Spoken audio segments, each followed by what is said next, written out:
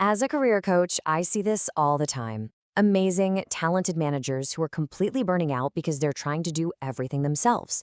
Well, today we're talking about a better way. We're going to explore why real leadership is all about being a coach, not a solo player, and I'll give you a playbook to stop just doing and start really leading. Okay, let's be honest for a second. Does this sound like you? Do you have that nagging feeling, maybe late at night, that if you're not involved in every little thing, the entire project is just going to collapse? That constant pressure, man, it is exhausting. If you're nodding your head right now, you are not alone.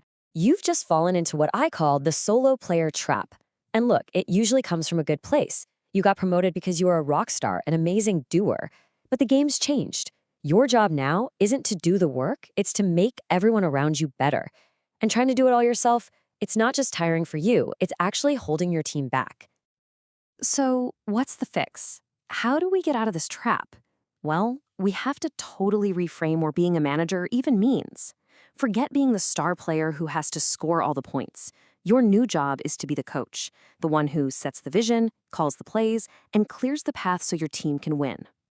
This slide really breaks it down perfectly. See, this solo player on the left? They're obsessed with the how. They're in the weeds, dictating every single move. But the team leader on the right, they focus on the what and the why. They make the goal crystal clear and then trust their talented team to figure out the best way to get there. It's the huge difference between controlling and empowering. And here's a tough pill to swallow.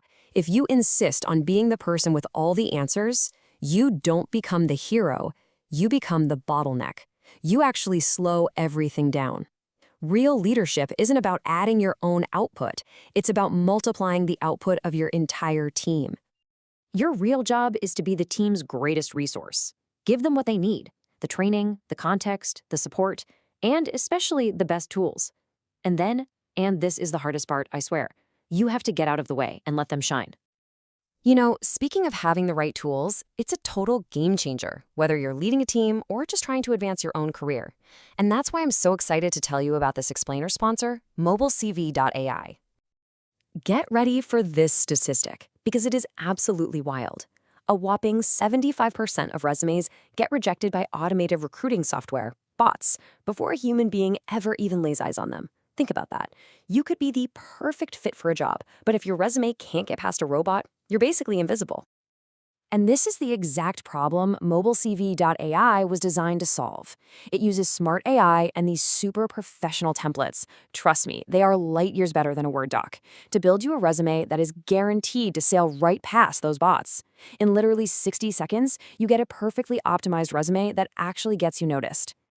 And here's the best part. You can try it out for free. They give you 3 free credits just to start. No credit card, no catch, nothing. So if you're even thinking about your next career move, there is absolutely no reason not to give this a shot. Go check it out. Okay, so just like a tool can completely change your job search, having the right framework can change your leadership.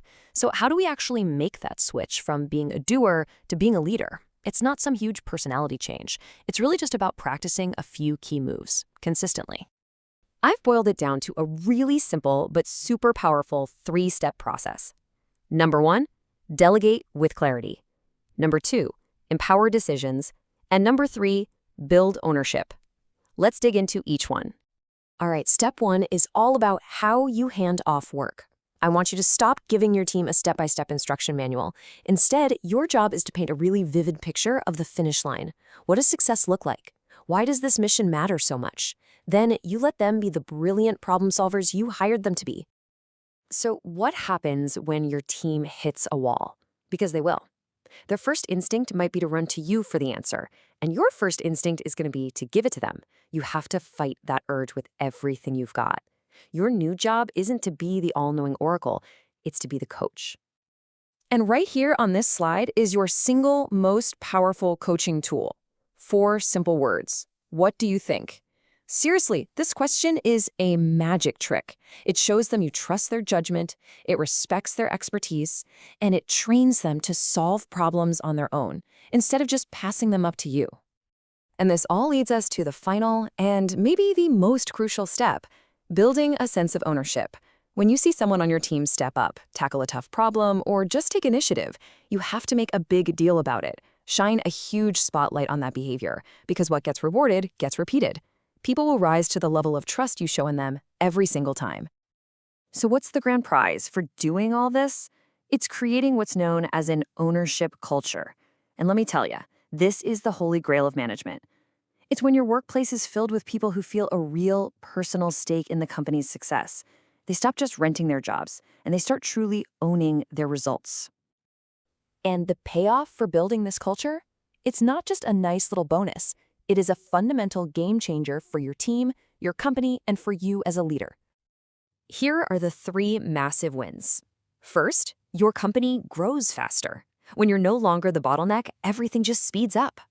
Second, your team becomes a powerhouse. When you challenge and trust people, they become smarter and more capable.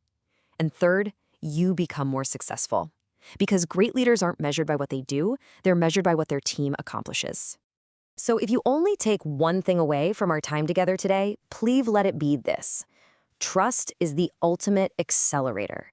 The second you stop trying to carry the entire world on your shoulders and you start trusting your team to help you lift it, that is the moment everything changes. That's when you unleash some serious momentum. I'm going to leave you with this challenge. Stop trying to be the MVP. Your job now is to be the coach that builds a championship team. Because the simplest truth in leadership is this: when your team wins, you win. So go empower them, trust them, and get ready to be blown away by what you all achieve together.